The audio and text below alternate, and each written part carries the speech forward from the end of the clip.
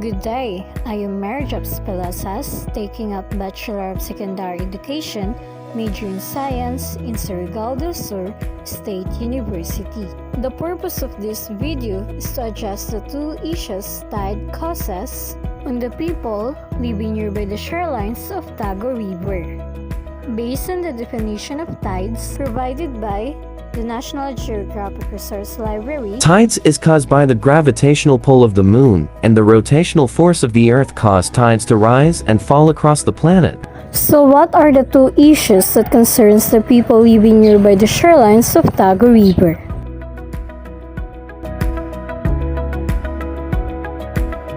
As you can see, the houses here were built near the shorelines of Tago River. The houses here were built higher from the ground because when the sea level rises, it passes beyond the shorelines. Increased sea level causes salt water to eat up this very foundation of their houses.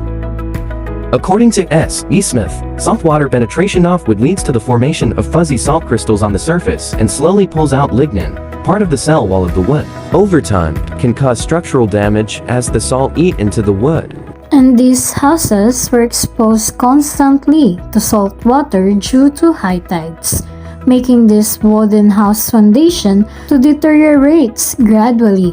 It develops serious structural problems that could lead to collapse of their own houses and danger for their welfare.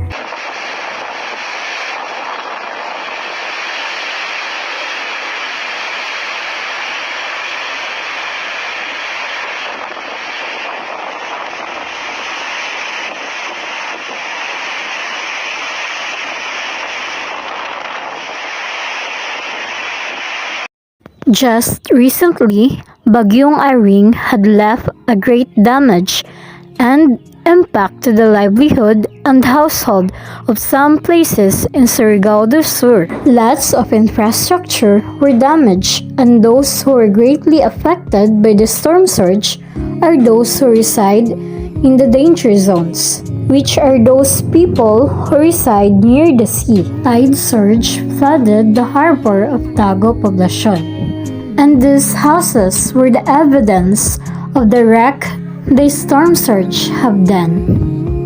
We can say that the storm surge is a great threat to the well-being and welfare of those who reside near the shorelines.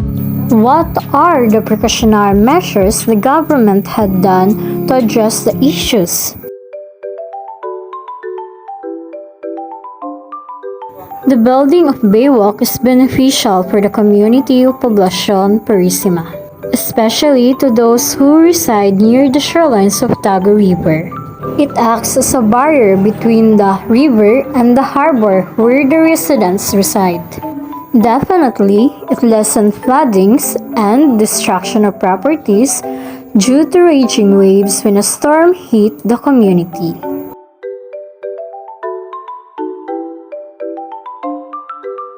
The authorities of Poblacion Purisima provide a fast response when a calamity occurred in the community. Those citizens who were located in the danger zones were first to be announced for evacuation for safety precautions. With that, the casualties were reduced and the welfare of the citizens were ensured. Are those mentioned issues can be prevented? No, because they were a work of nature. But we can reduce its destruction by the mentioned precautionary measures. Tides is a natural work of the magnificence of our Luna. But it is also have a downside, especially to those who commonly experience it. Addressing the issues of our folks who reside near the shorelines of the bodies of water that surround us isn't a waste of time. I hope the objective of this video narrates for informing everyone of the issues our local Taganons who reside nearby the shorelines has faced for this century. Marks in your mind. Thank you for watching and listening.